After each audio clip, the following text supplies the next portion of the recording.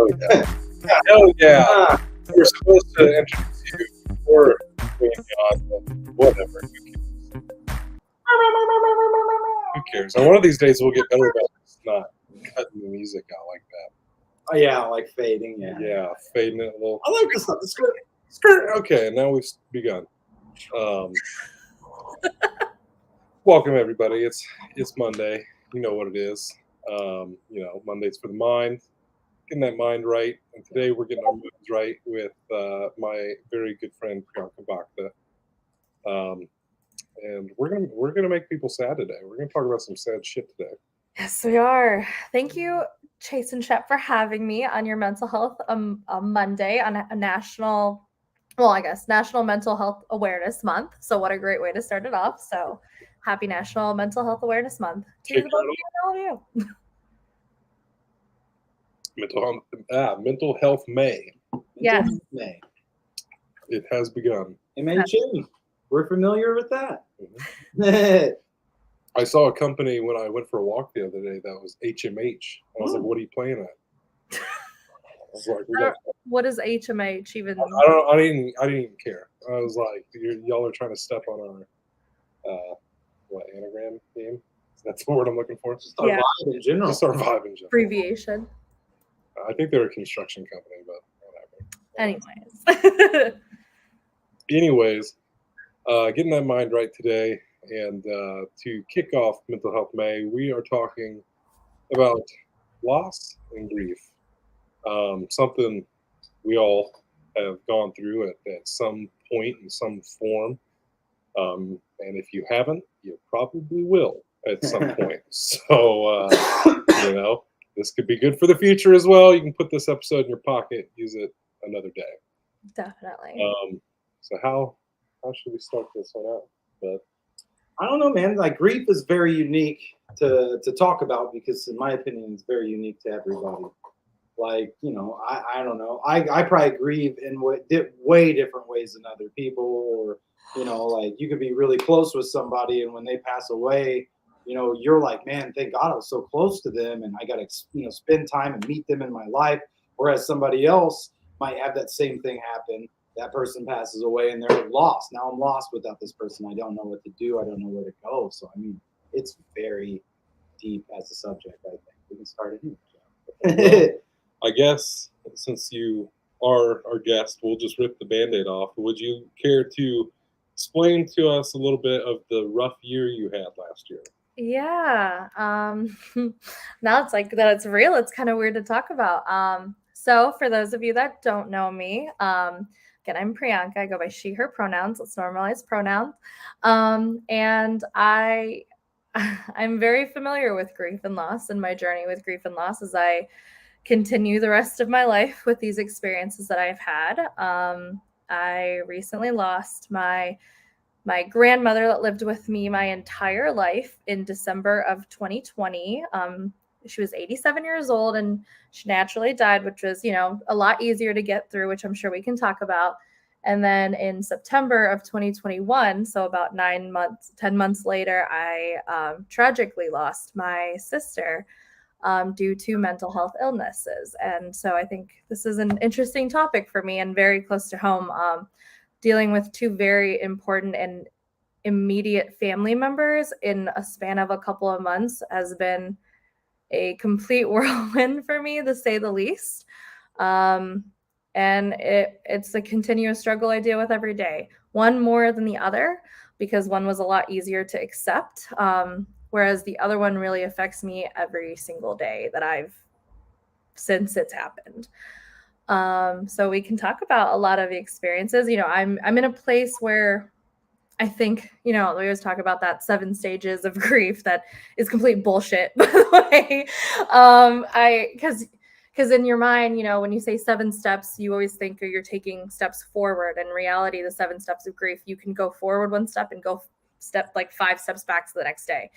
And it's not just going to be set on a time frame. Like, this could be 30 years from now and I'm still not completed with the 7 steps of grief. And I think that's important to recognize, because that was something that really opened my eyes a lot to how people handle grief and how myself handle grief and loss and kind of the idea of moving forward.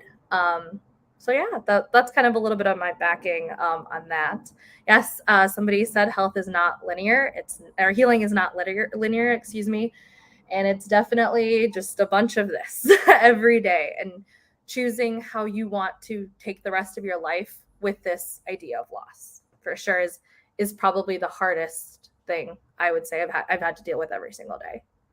Yeah, I could definitely, because obviously the two of us are very, very close friends, and I, you know, was on the receiving end of phone calls as all of this went down, and yeah, that was rough with your sister. It even had a impact on myself as well, just being as close to you as I am, and I didn't know her that well, but we would speak about her, and it was so sudden. It was not a phone call I was expecting to get, and Not myself included, actually. it definitely made me start thinking a lot about a lot of things I never thought about prior to that point.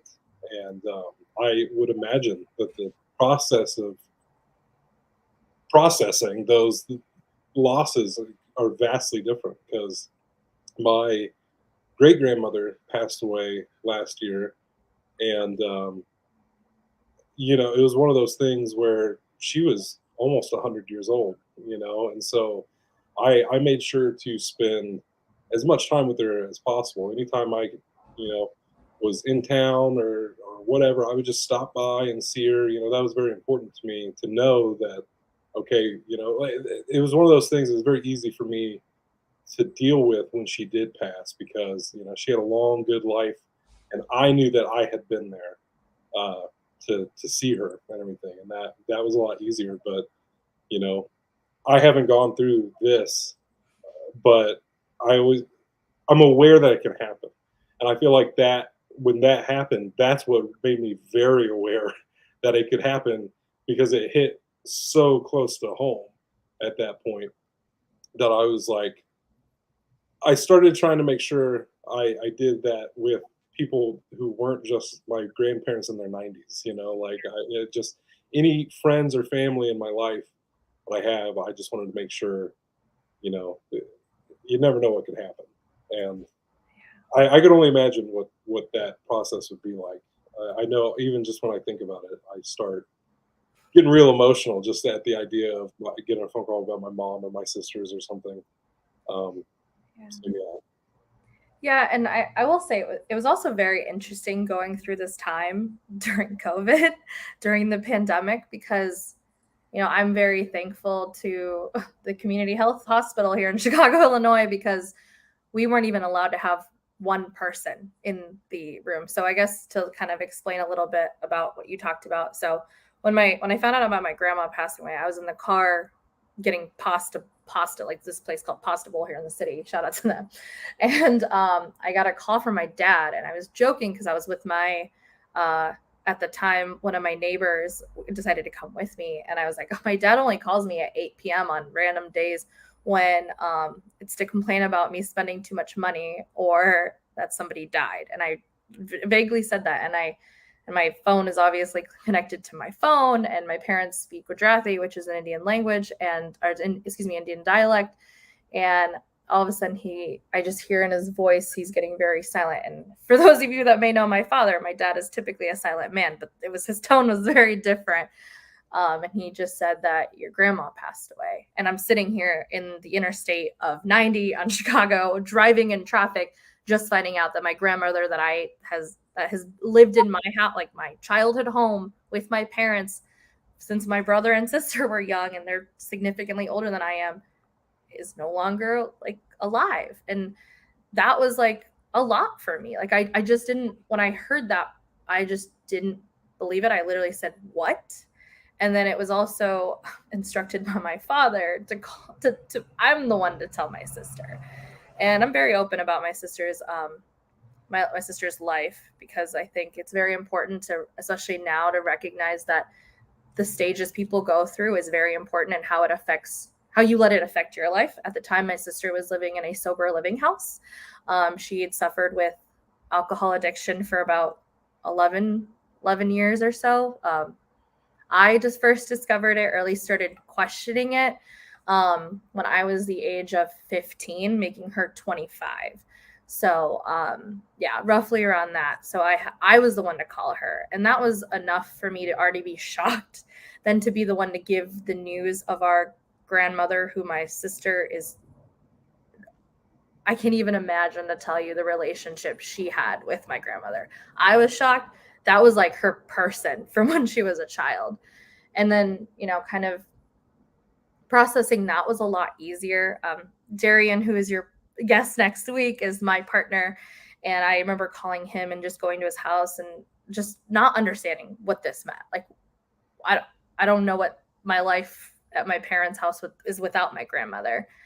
But going to that funeral, it was very interesting because only 10 people could be allowed at that funeral.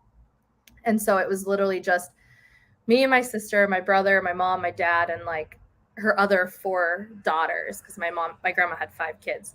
And then the rest was over Zoom, which was even like weirder because like it's Indian funerals enough. I don't even want to get, we can get into that later, but it was just such a weird experience. And the first funeral I had ever been to before that was when I was 6 for my grandparent, like her husband. So my grandfather, my dad's dad. And so it's like, obviously I don't remember what a funeral home or a funeral is like. And it was just a really interesting experience. And I just remember during that time, my sister was really my like, okay, I don't understand what's happening. I've never seen a dead body before. I've seen a dead body, but I've never seen a dead body of my family member. Right. It was just a lot to kind of like put your head around, especially since I was at this point in my life where I didn't understand, like that denial phase, if you want to put it in the 7 stages of grief. I was kind of in that, but I was also in the like, what the fuck is happening? Like, I don't understand. So like, and with my sister being an addict and having the life that she did, she kind of helped me understand a lot. The car ride from Chicago to Danville, and just talking about, she's been around a lot of people that she's been close with that have passed away either due to drug abuse, alcohol abuse, what have you.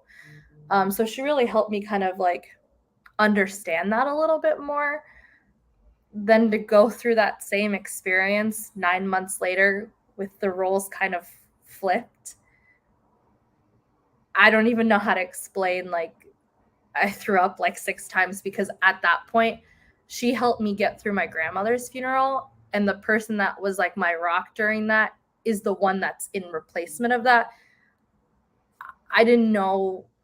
I felt like my entire world got rocked. Like, I really started to question a lot of my personal values, what I believed in. My parents are super religious, and I just remember like we were talking about kind of death and the idea of death on our way back from my grandmother's funeral, and she had made a joke, and mind you, this is December 2020. She'd made a joke saying that like, if I die, I don't want my funeral to be like this. I don't want people, Indian funerals, like I think American funerals, we wear like black, we wear white. And so you have to wear white. Like, it's a thing. You cannot wear anything else. And I remember my sister being like, I don't want you to wear white for my funeral. I want you to wear yellow because that's my favorite color. I want to be surrounded by flowers. My grandma didn't believe in flowers, so we couldn't use flowers. Like, it was just a lot of things that we were being pushed on this like idea of religion. And then my sister being like, I don't want any of this. And I was just like, why the fuck are you talking about your funeral? Like, you're 36 years old. Like, I was like, you have at least 20, 50, 30 more years left in you. And she's just like, I want you to remember this for me. Just please do that for me.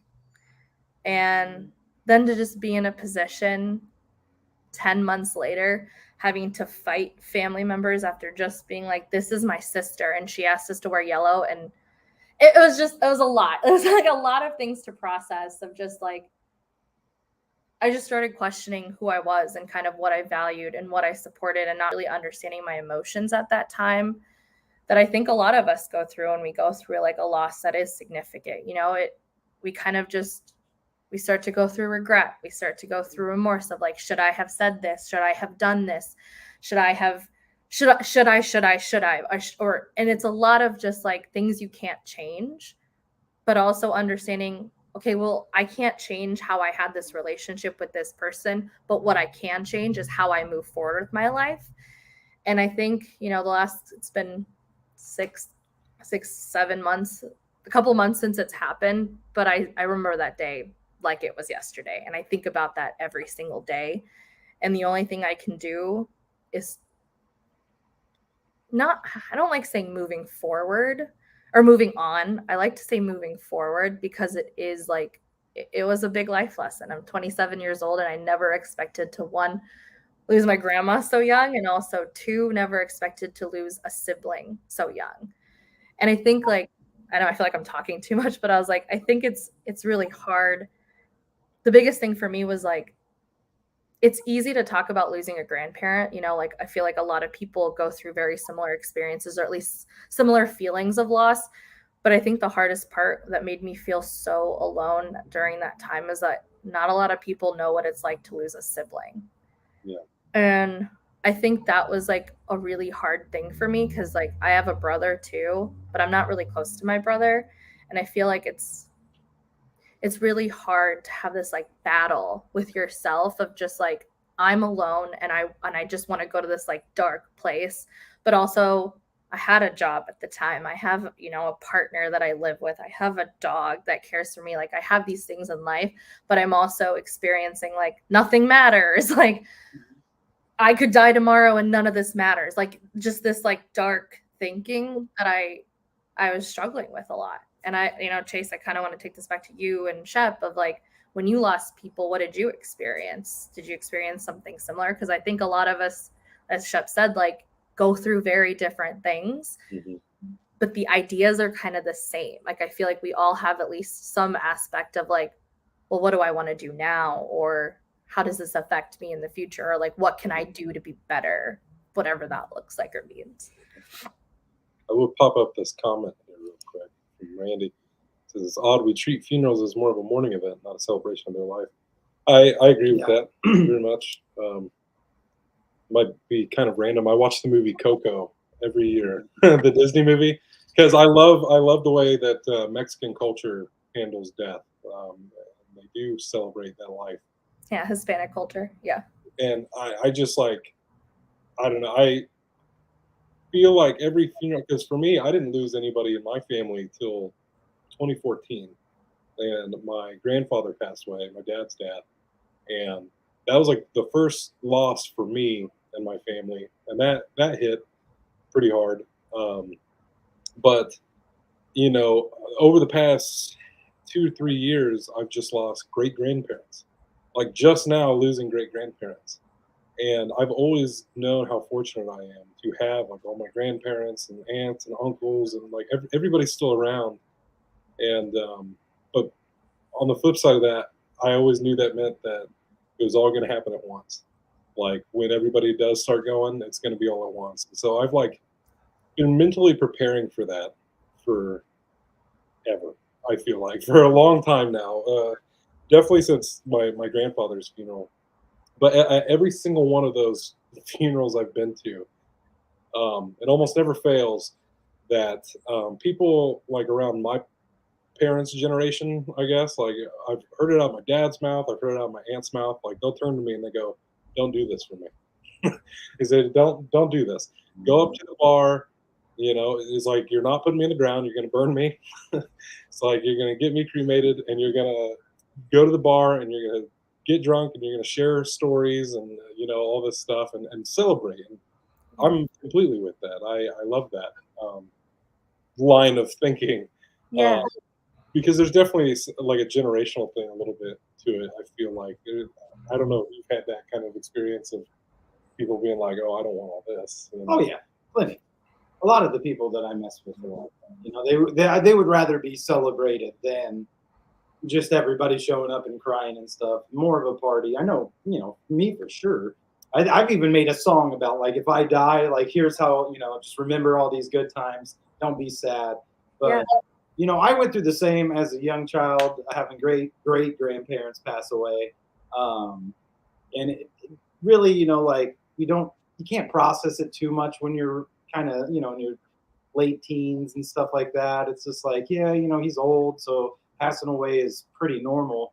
But I would say it was 2014 was the one that was, I'm at work going through my shift, doing my thing, and get a call from one of my friends. I graduated down in St. Louis, and was like, oh, we talk all the time and stuff. So I was just like, oh, whatever. Shoot him a text back. Hey, I'm at work. I'll call you when I'm on break or some shit like that.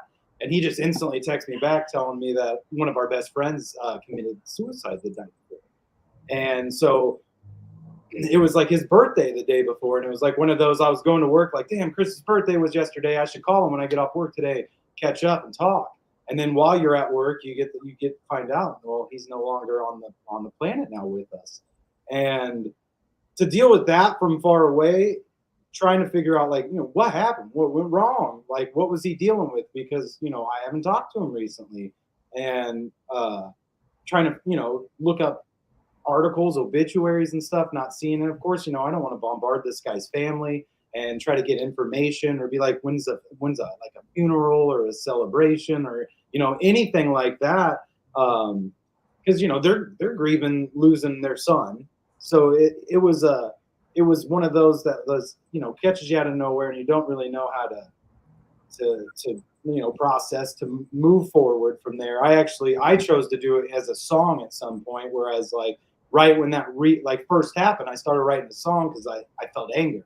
Like, that's selfish, man. Why would you do this? Like, we're all your friends. You should have reached out to somebody. We'll help you. I live away from where you are. I could have got you out of any situation.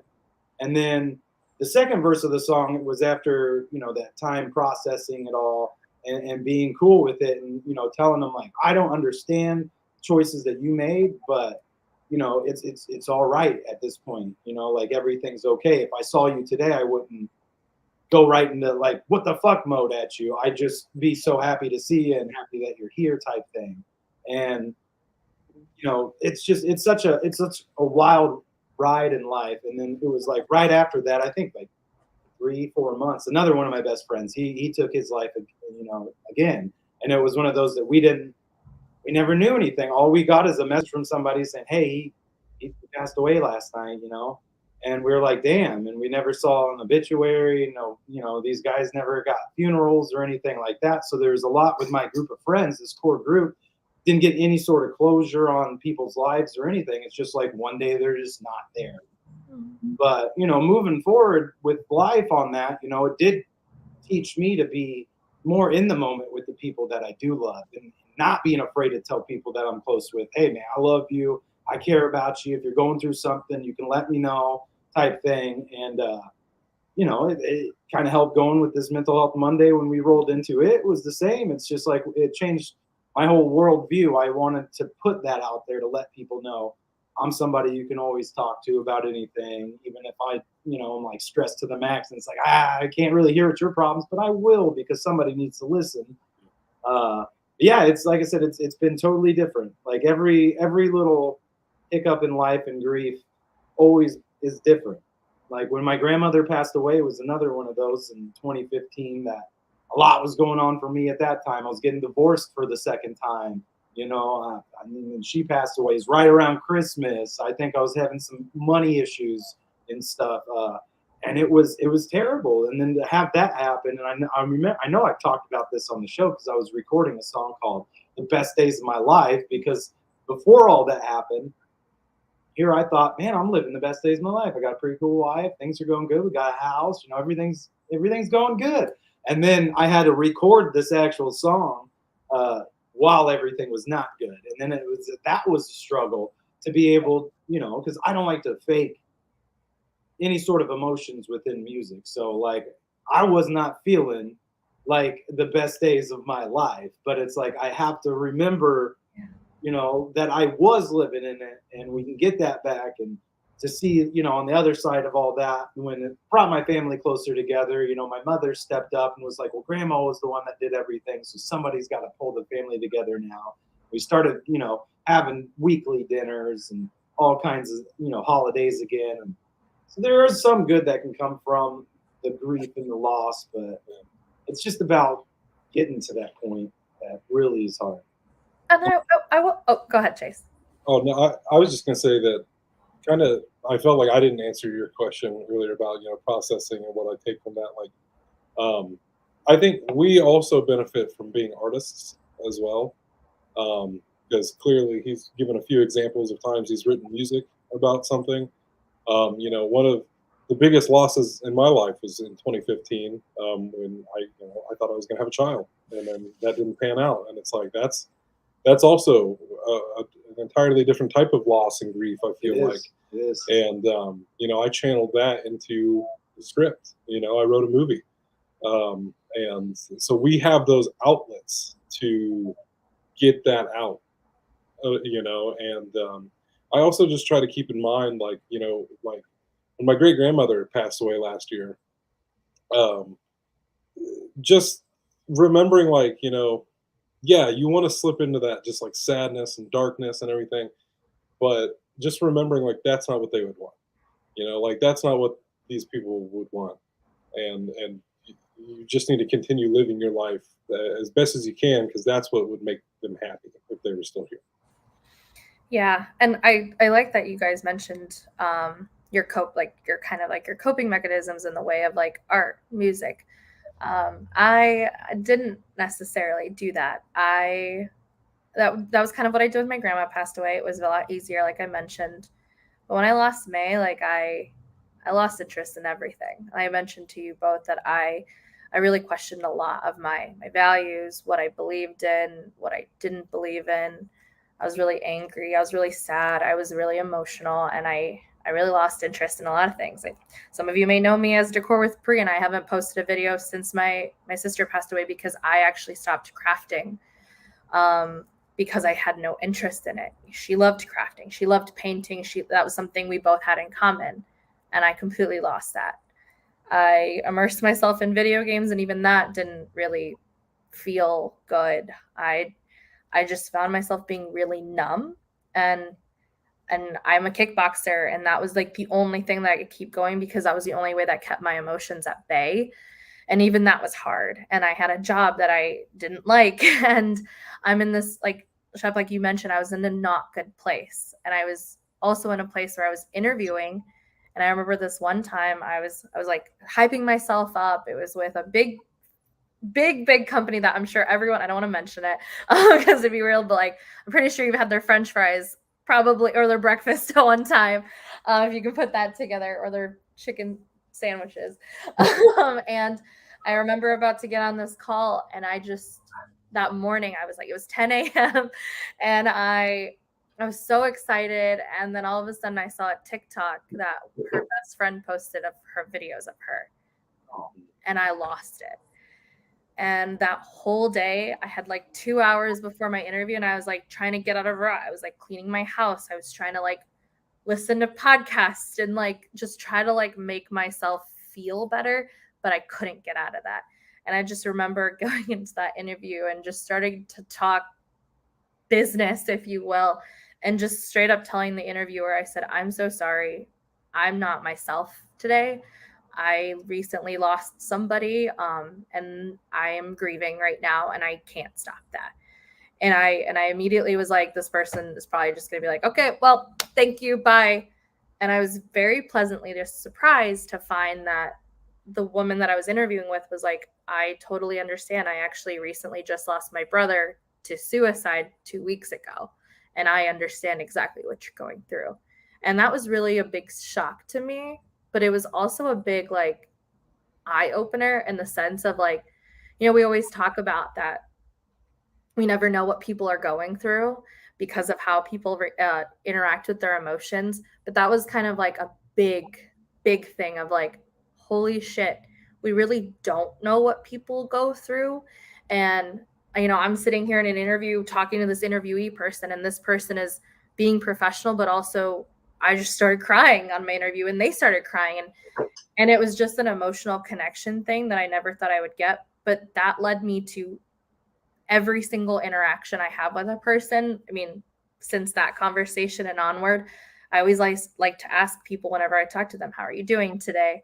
How are you feeling? Like, if you're not feeling okay, like, that's okay. Because I think, and I'm really glad that we're in a place in the world, and whatever it may be, like 2022 is like we're really advocating mental health and the importance of being open and honest with your emotions, because you're being true to yourself and how you feel, and two, also respecting that even though you're in a professional setting or you're interacting with somebody you may not know, life experiences and life happens to people, and people process that very differently, and just being like empathetic and towards that is so relieving, because I could have gone to that interview, if you will, in such a negative place, and then I felt immediately comforted knowing that that person kind of understood what I was going through, or at least even like treated me like like a human being, rather than just kind of like cutting off that conversation.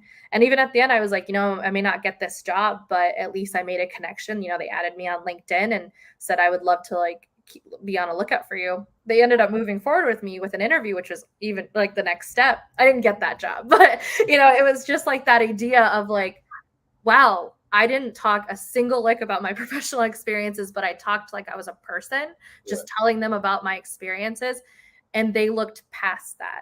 And I think that was kind of just an eye opener for me in a lot of places. Like I actually, Chase, this, Bishop, you, and then the people of you, I quit my job earlier this month because I'm thankfully, but it was really affecting me. And I think just learning that it's okay to not be okay, and being accepted by that. Like we always talk about it's okay to not be okay, but acting on it and doing what's best for you, I think has been the biggest thing that I've taken with me with this, because I know, like you had mentioned, May wouldn't want me to be sad. Like I remember during the funeral or whatever, when I was really, really like, I was writing her a eulogy, like I was writing a eulogy for her, and I've never done this. I don't even know where to start. And at that point, I just decided to put that aside, and I wrote her a letter. I wrote a letter to her, just crying my eyes out and just telling her all the things I was feeling at that moment, or what I would tell her if I had one more opportunity. Because actually, that week that she had passed away, we were actually fighting about a guy that was in her life that I didn't like.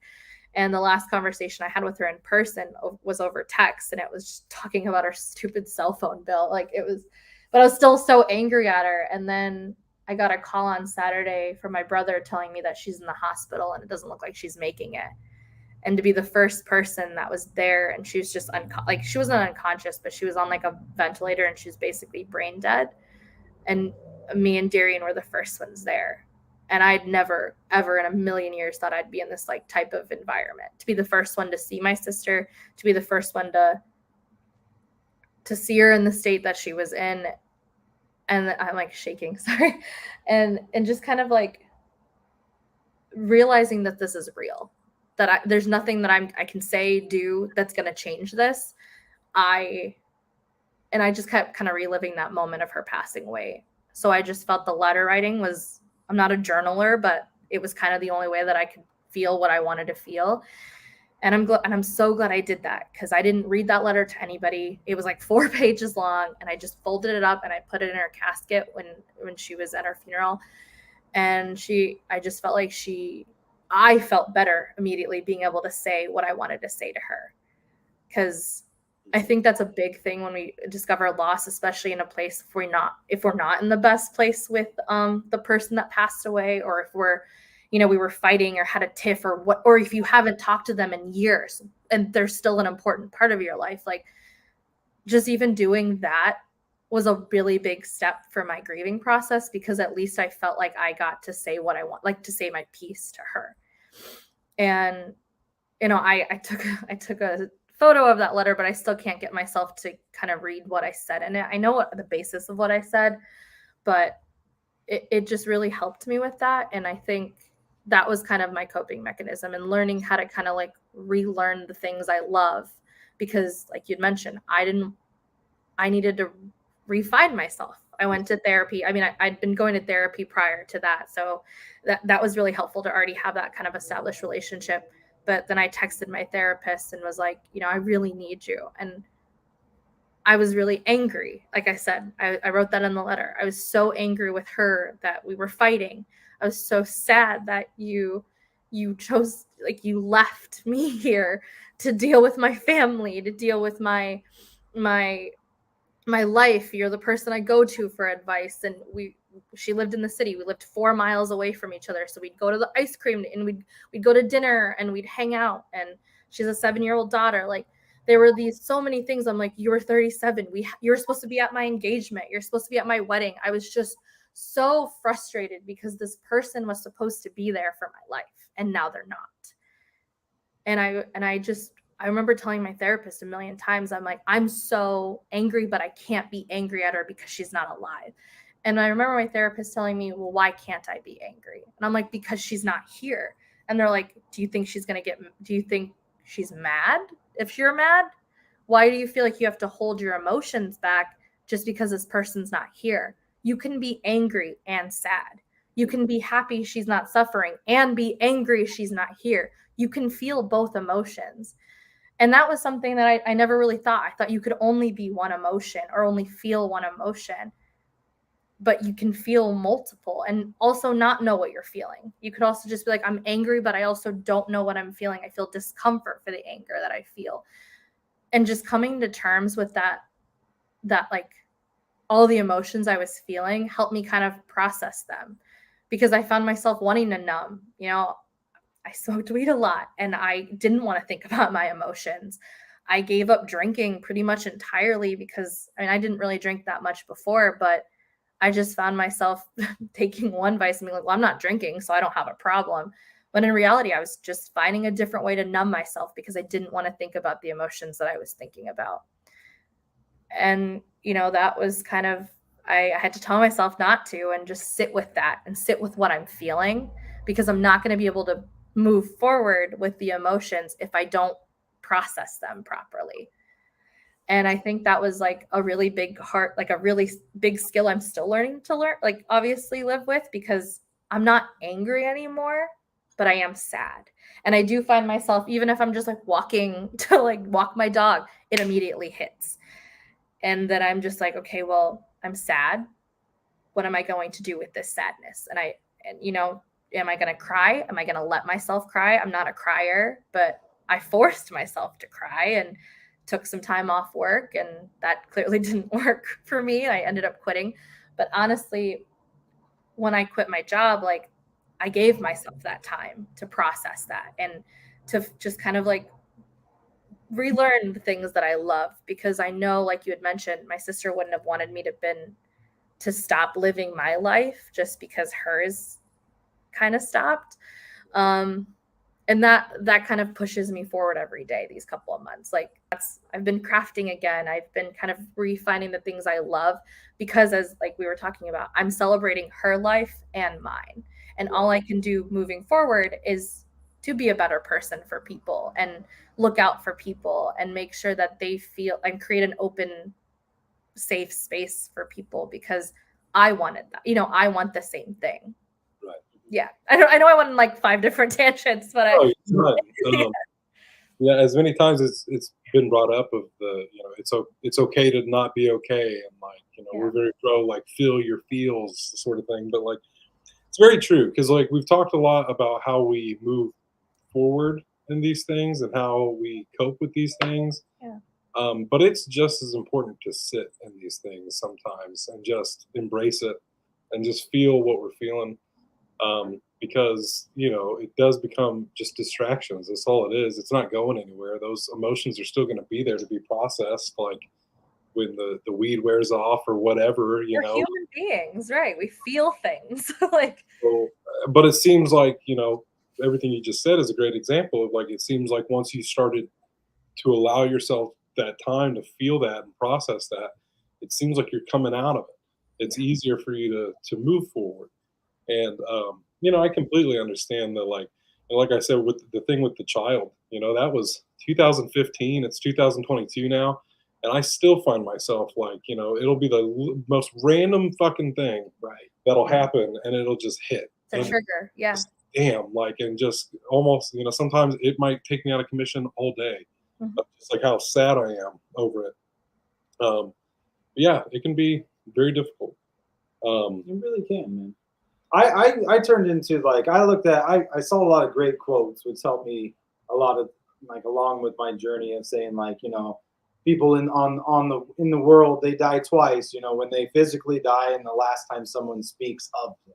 So like those kind of things has kept me going where it's like like he said this my stuff happened back in 2014. I still talk about my friends in my music to this day, and I still give love to them to this day and stuff. And I think even in a new song I put out, I had one saying like, I keep it going in the name of love for all them people. I try to keep spreading the love because what happened has already happened, but that, opened my eyes and helped change who I was as a person and on my path. So, like I said, I keep, keep talking about them, all the good things about them, or even some of the bad things. Like, some of my friends, like I've got a journal of one of my friends that passed away back when he was a teenager. So it's like, I got some cringy material of his. I would never show people, but it's like, hey, I got that. But it's like, we can laugh at that when I come across that now. Like, he was a goof. Uh, or like I write some people in stories that have passed away and stuff like that because then it's like, well, I mean, I grew up reading comic books. We had infinite Earths in the comic books. So just because he's not on my Earth doesn't mean he's not on this other Earth where we're superheroes doing some crazy shit. Yeah, that was a big thing I used to talk about. Just even at home, I was like, I don't like that was a big thing of like questioning my values of like, well, I believe in ghosts, but I don't know, is my sister a ghost? If I talk to her out loud, because I know they always say to feel like talking to her, write something down. And I was like, well, I felt like I was feeling silly when I would talk out loud. I would be like she can't hear me. How do I know she's listening? And I it was like, oh, I'm trying to recollect my thoughts of like talking out loud. And then I was like, but what I don't know if she's here. I don't know if like reincarnation is real. Do you get to choose? Like if you've seen the movie Soul, like I rewatched it with her daughter this weekend. I was just like, this could be an option. Like what if it was all these like what ifs? Like I don't know. And I was really like that was a big part of my anger too of like processing of am I being stupid just talking out loud? Am I being stupid for writing her a letter? Like, is this even going to come across? And I know I am spiritual by nature, if you will. I also believe we could live in a simulation. I don't know. There's a lot of things in there, but I just remember I was talking and I was like, well, if it makes me feel better just to do it. And I know I felt silly, but it genuinely did make me feel better. And like talking out loud and like doing these things of like, hey May, I know you would like this. And I'd be like, oh, I'm making a cake. You want a little taste? And like joking around about it. But it was just like still talking about them and still keeping kind of like their memory alive was a big thing for me.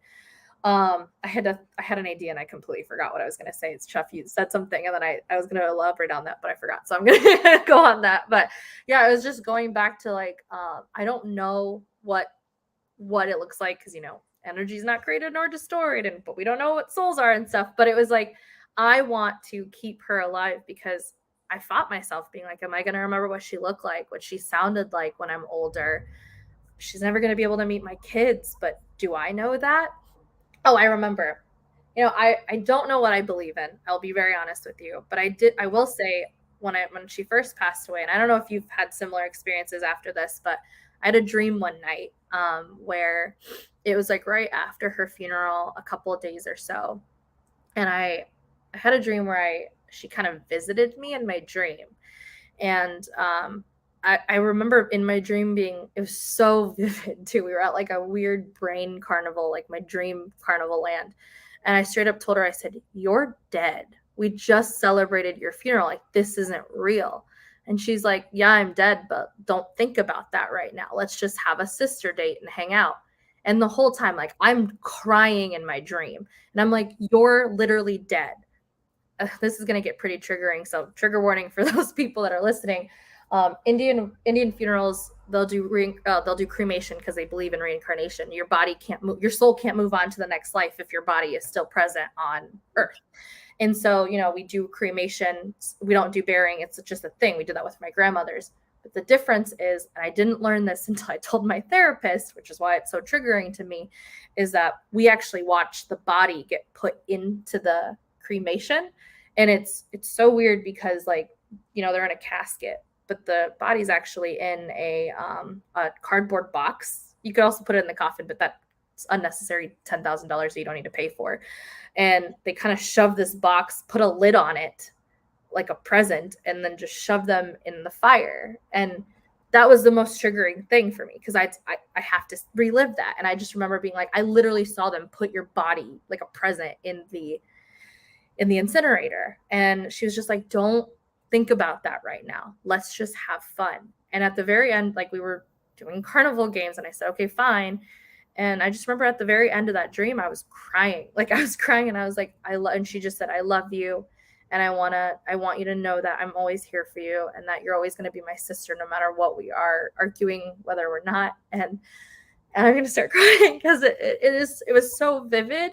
And it was so weird, because I remember waking up Darian and being like, what the fuck was that? Like, I was like, I started reading about like how sometimes, you could have souls come visit you and stuff. And I was like, but I don't know what that meant, because it just felt so real.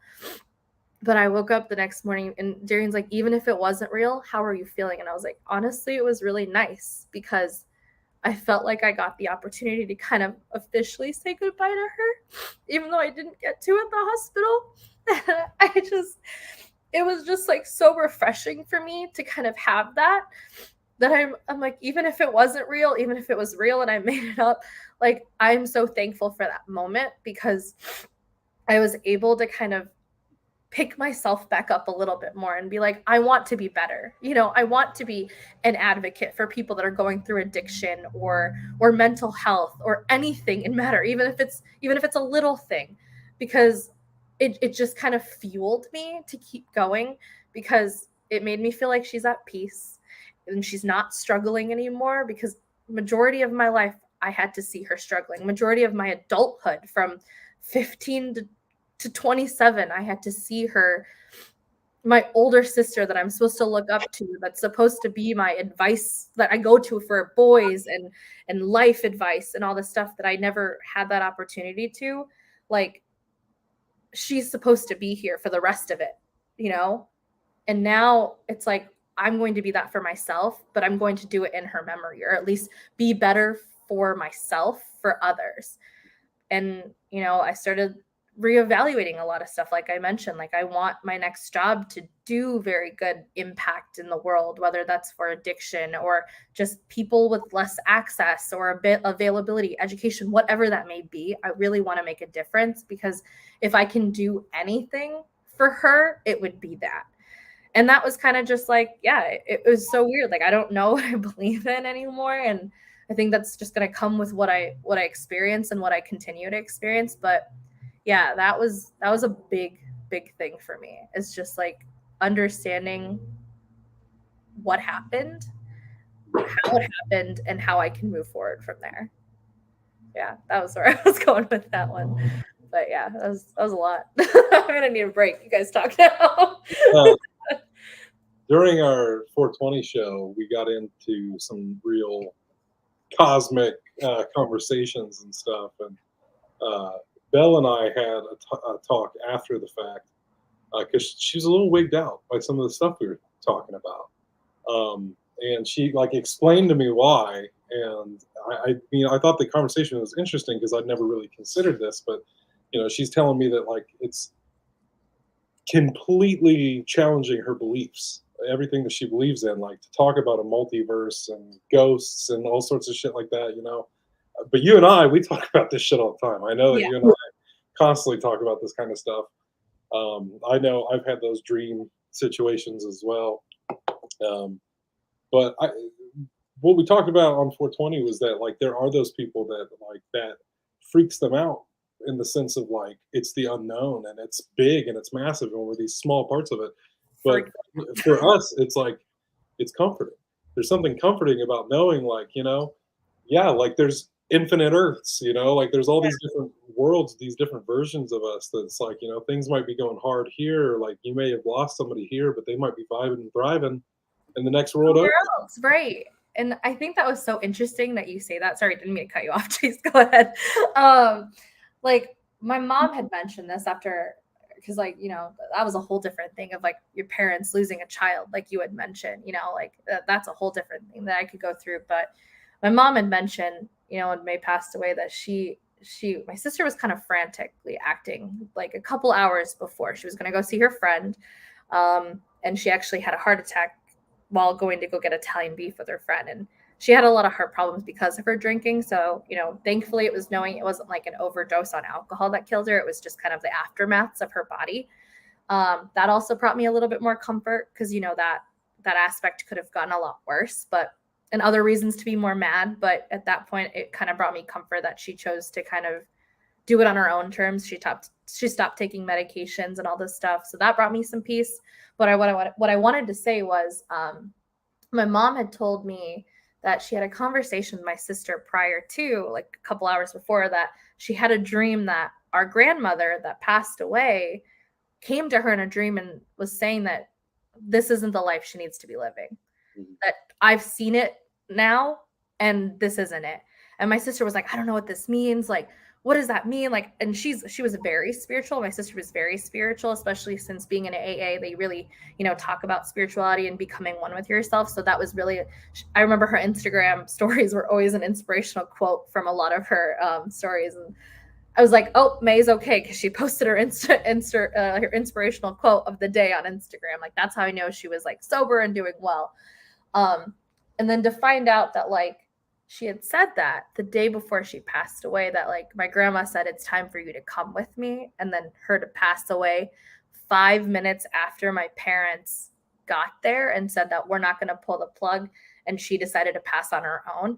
It was just so many weird coincidences, or I don't know, I don't want to say serendipity, but whatever that word of like, it just was like, so it just, if you think about it too much, it doesn't make sense. Right. And it goes back to that of like, I don't know what's out there. And I remember even asking out loud and being like, May, can you just tell me you're here? And at the same time, I'm like, actually, no, I don't know if I want to know. Like because there is like that aspect of like not being afraid of death, but also being afraid of death. Cause there's so many ideas of like what that looks like. What does the afterlife look like? And, you know, rewatching Soul kind of like added that to that too. Cause there is like the idea of like, there's infinite earths. The idea that if you died on this plane, you could just jump to another one. I got onto death and lost TikTok for a little bit too, because it was like, or near death, like there's shows called Surviving Death where people saw themselves being performed surgery on, you know, there's just so much about it that I was really into it because I really wanted to understand like where she went. Yeah. My mom also said like when she was kind of distraught that she could see her daughter staring outside, and it was weird. And then like they also say that ghosts can only be let into your house if a window is open or a door is open. We opened a door, and my mom, and I was asking my mom, I'm like, well, what do you see now? And she's like, she's playing with your dog. And my sister loved my dog, and my dog was actually acting very weird. He was like freaking out on the floor, and he's not a very active dog. So it was just like, there's all these coincidences that just didn't make sense that really helped me add to my questioning what's out there. I kind of toned that a little bit down now that I've kind of learned a little bit more, and I'm just more open to the idea. But yeah, like you had mentioned, it's just so weird that we don't understand, but also in the concept of like, do I want to understand what's out there, or am I going to look crazy?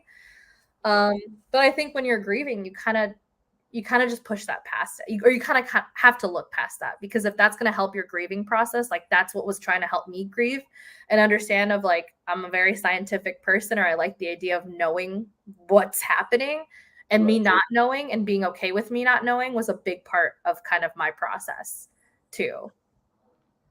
Yeah. I don't have anything else on that. There were a couple things I was going to throw out. One, earlier when you said about just like not knowing how to feel and stuff. The other day, a video popped up on my YouTube that was like, I thought it was going to be one of these clickbaity videos that was like, the Jake Gyllenhaal movie nobody wants to talk about. And I'm like, ooh, which one is it? So I'm watching it, and then like as I got into the video and they revealed what the movie was, I'm like, you know what? That's absolutely true. Like nobody ever talks about this movie, and it's very much about processing grief and loss. It's called Demolition, and in the movie he loses his wife, and like there are scenes where like he's at the funeral and stuff, and like he goes to the bathroom and is like trying to force himself to cry, or he's practicing crying to go out in front of all these people and cry because that's the proper emotion. In Yeah. the movie, he's just like struggling with like, how do I feel about this? Like, am I acting correctly? You know, and throughout the movie, he goes on this journey of just kind of feeling whatever and just kind of doing his thing. And it's a fantastic movie. It's a very underrated movie. So I was like, oh, good on this YouTube video for not just being clickbait. But Yeah. yeah, like in the realm of this conversation, it's definitely a great movie for like processing grief and loss and everything. I definitely might have to watch that because I agree. Like I mentioned, I'm not a crier, and so like that was just something previous trauma that caused me not to cry. And I was telling my therapist is like I found myself feeling like I had to cry at the funeral, but also stopping myself. And again, going back to the I don't know what's after this, I just anytime I started to cry, even when I was writing that letter, I had this overwhelming sense of calmness that was immediately like, oh my God, no, she's okay. Like, and I was like, I don't know if that was her telling me that like don't be sad. I'm okay. But I couldn't understand that. Like I was like, I'm trying to cry. I'm trying to feel the sadness, but there's something stopping me. Right. Again, could be trauma, could be prior experience to not wanting to cry, could be me masking my emotions. It could be a variety of things. But I also was just feeling this overwhelming sense of calm and also letting myself feel that calm because I was like, it was just such a forceful feeling and being okay with like people. Like, I remember my mom made a comment being like, well, why are you not crying? And I was like, I was really offended. Like, she was offended that I wasn't crying. And I was like, having to explain to her, people process emotions and traumatic experiences very differently. And it's not going to look black and white because it's all gray. Everyone experiences life very differently. So, of course, they're going to experience post life and life experiences very, very differently. And understanding that because I don't know how to interact with people when they tell me that they've lost someone, except for being like, I am here for you and whatever you need. If you need me to just to sit here in silence with you for 5 hours, I will do that. If you need me to just not be here and just have you on the phone, I will be that for you because everyone experiences it very differently. I remember I didn't know what I needed. My friends were like, "Do you want me to come over?" And I'm like, "I don't know what I would talk about, or I don't know." Like I had a wonderful support system. My friends brought me a plate of chicken nuggets because I told them they were my favorite food, and they just dropped it off and said, "If you need us, whenever you need us, let us know." Like, and you experience different things with different losses too. Like I think and just being okay with that. So yeah, I know I go back to that, but it's like everyone experiences it such differently at different times. And just asking people, like I loved being asked, what do you need from me? Or what can I do for you? Is I think the biggest thing that anyone should take back from this podcast, because again, you can't just be like, I even felt weird being like, I'm sorry for your loss. And I'd be like, it's not your fault. Like, I even found myself not even being like, sorry. Cause then you're just like, thank you. Like, I felt this big, like, I don't want to be ungrateful for this person being like, I'm so sorry. Because that's just like an automatic societal response that we always say. But instead, like I say, I'm so sorry for your loss. If there's anything I can do, I genuinely mean it. I am here for you. I think that was really the big thing of like, thank you so much. And also reaching out to them after you say that. Because I found people in my life that were, I would tell and expected them to kind of reach out or expected them once I told them to like come back a couple of days. Like checking in with people after is so important too, because they could be fine when it happens and be like, not really understand it. And then 5, 6, 7 months later, still like be in the place that they should have been when it happened. And I think that's like another big thing of like asking what people need at the time that it's happening and also checking in. Because again, it hits at any point in time now, 6 months from now, 6 years from now, 26 years from now, like it can happen at any time. Yeah. I think there's like 1,000,010 different things that we could say. I talk a lot. I'm sorry. You're fine. That's why we have guests. yeah, there's a million 10 different things that we could talk about with this. But something I did want to touch on that I feel like all three of us can probably speak to. I know one of the biggest factors of like when your sister passed, why it affected me so much was like, yes, you and I are very close.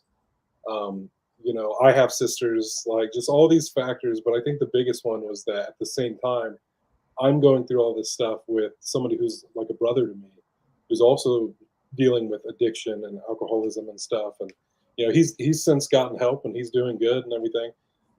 But being in that when that happened put me on edge. I mean, it just showed me that like no, literally the things that I fear with this man could absolutely happen. And you and I have talked about this, and I think you and I have talked about this as well, of the way society normalizes alcohol use Yes. in a way that's like, oh, this is what you do. This is the Yeah. acceptable social thing to do. Like this is what's normal. God, I'm activated. No, go ahead. On the shelf after that. Well, I mean, yeah. I mean, it. I don't know what to say. Yeah, I concur. don't. I mean, I don't like that. Like there is, but that's one that like we could go a whole nother hour if I want to talk about the way that society presents a lot of things to I'm us. happy to talk about that because I have articles that I talked about. Because like that was like, and again, I know you have viewers. I don't want to be the person that be like, alcohol's awful. Like, Right. I still drink. I enjoy the art of a cocktail at dinner. Like, I love the art of a cocktail. Like, I think it's so cool. But personally, like, I don't have alcohol in my house anymore. I don't like to go out anymore. And that's, I think, goes back to that like value. That doesn't mean I hate my friends for drinking and getting fucked up. Like, that's everyone's choice. But for me personally, like, I started reading this article that my therapist gave me. It's called Quit Like a Woman. And it really just talked about, I have to actually finish it because I read it on a plane. That article and you sent that shit to me and I opened it and it's a full ass book. It's a whole ass book. It's It's not a PDF, it's a whole ass book. But it really talked on like normalization of alcohol. And it's funny because it's like, it's a drug. It is the number one killer drug that's out there. And we have shirts that say like, I'm a wine mom. And then you can like, and openly accepting this thing that is actually pretty much, my dog, it feels like I'm activated as well and it's calming me down. But it just kind of opened your eyes about how easily accessible this drug is to a variety of ages. And like how we normalize people, and again, people that do this, I don't want you to feel like you're offended, but just to think about this and maybe do some self-reflection of like people that finish like, oh, I had such a hard day, I need a glass of wine to end my day, or I need 5 glasses, like I just want to drink a bottle of wine, and normalizing, oh, I have this wine glass that can fit an entire bottle of wine in my body, and how alcohol does nothing good for your system at all. If anything, it like destroys it faster than anything. But again, it's just like how accessible and available it is, that a lot of people suffer from addictive behaviors or use alcohol or drugs as coping mechanisms, when in reality, you don't need that glass of wine. Maybe look at it and using a different thing, or just kind of these different opportunities rather than kind of falling into it. I think that's like the biggest thing. Like it kind of blew my mind, and it kind of opened it up a little bit more. We have cakes and t-shirts and all this like novelty. But when we talk about like other drugs, like weed and like all these, well, I guess that's like the only one that would be decently normalized. So that way, A whole different thing. But it just kind of like, it helped me move past like blaming the alcohol. Because I think that was like, especially with mental health illnesses, it's always easy to blame the issue of how they lost. It was easy to blame the alcohol. It was easy to blame suicide. It's easy to blame the act of that, where it's easier to be like, oh, my grandma died because she was 87 and she was old, or my sister died because she had this suffering mental illness and it affected her body and her body just gave out. It was like, it really helped kind of separate that outside of her and understand that it goes so much deeper than just alcohol abuse, right? As many times as I told, my best friend that he needed to go to rehab, he always took it as, I'm specifically talking about your alcohol problem and you need to take care of this. It's like, no, my dude, you need therapy is what you need, and you're not getting it anywhere else. And now you're abusing substances, and so now you need to go to rehab so that you can get the help that you need. That I never thought alcohol was the problem. I thought alcohol was his solution that was creating new problems. For Hmm. sure. And I don't condemn anybody that drinks. I bought a bottle of wine this week as well. I don't personally do it a whole lot, but it is what it is. Like, I think it's all just about being responsible. I don't care if it's weed or booze or whatever. Like, you just gotta know that line between, am I using this to cope with my problems? Like, am I using this as a crutch? Or Or for a leisurely experience, like, and then it's easy to kind of convince yourself too, because I found myself convincing, like, oh, I don't have a problem, like, I'm doing this for fun. But then kind of that self-reflection of like, no, I just didn't want to think about anything. No, yeah, I just needed this as an unwinding. No, I just didn't want to feel my emotions. So the only thing I could do is stare at my TV for 5 hours blankly. My anxiety, I have very high anxiety, and it would calm down. So that's what I was using it for. When in reality, why did I have anxiety? Because I was not understanding all the world that was going around me. And I think it does that. It's the exact of like the self-reflection and taking yourself outside of that. Sorry, what are you laughing at? So real hours of truth. Well, I live in the city. What do you expect? Like, okay, I don't know if you can hear my neighbor this whole time. no, mine's just everybody, Not having everyone out here. Who's Yeah. not having a good Monday.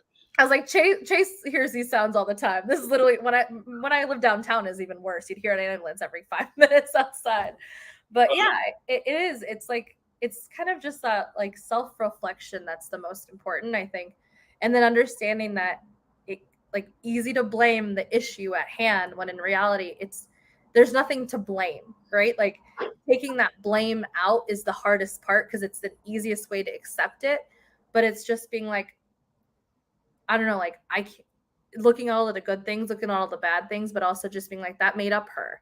And I can't, I look at alcohol and addiction so differently now and understanding that like, I mean, I'm going to be very honest. This was before I was very young and I didn't understand it. I used to be like, she has no issues in the world. Like, why did she feel the need to drink? Like, why is she an addict? Everything that she said that was wrong, like that she said was her problems, they're fixed now. Like, why is she still drinking?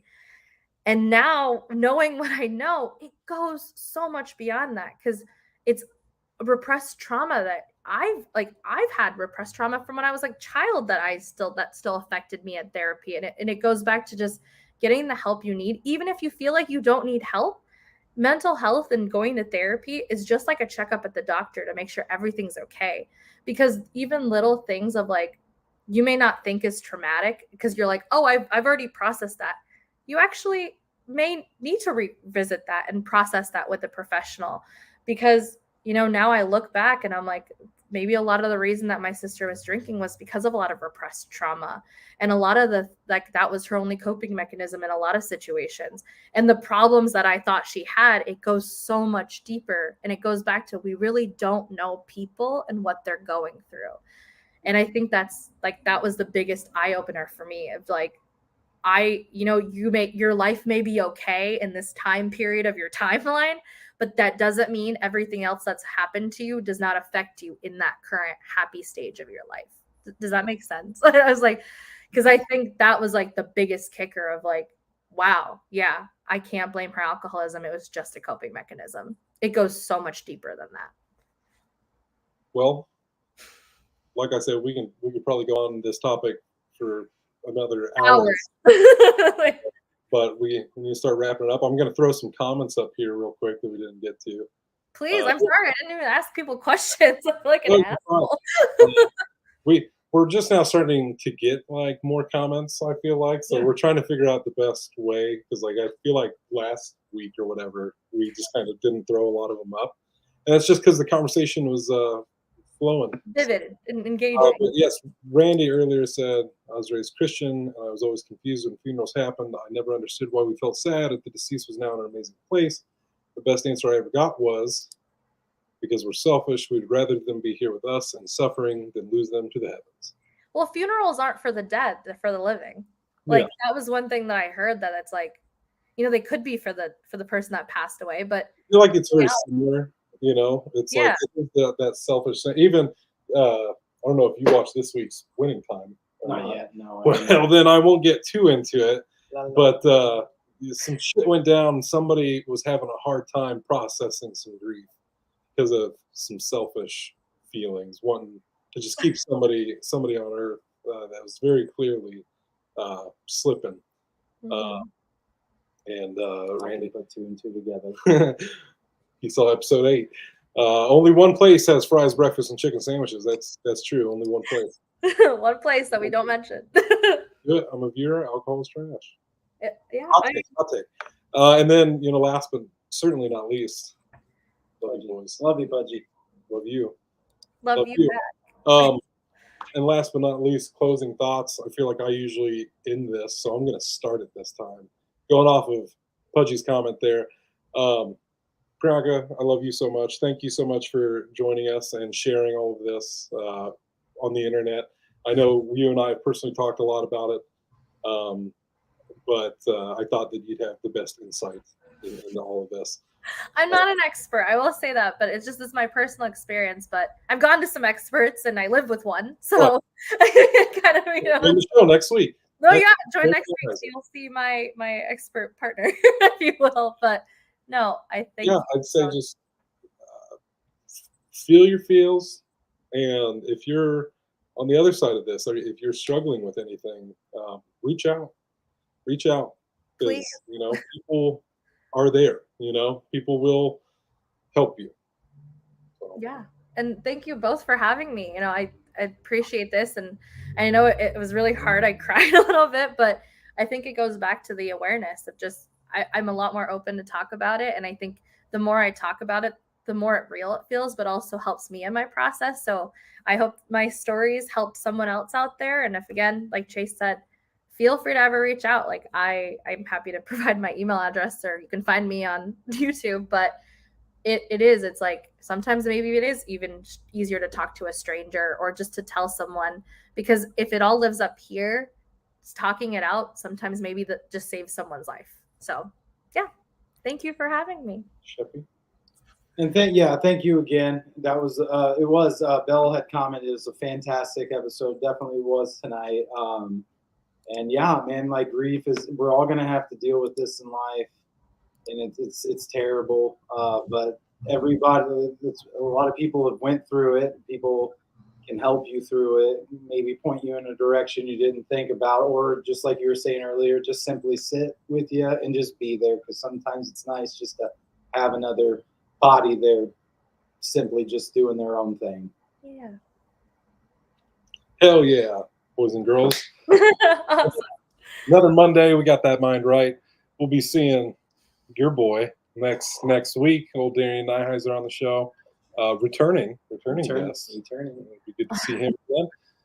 So again, thank you so much for joining us. And this time he has credentials, which make him even more legit. So before he was in grad school. So if you and at that point, ask any mental health, because bring your questions. All right.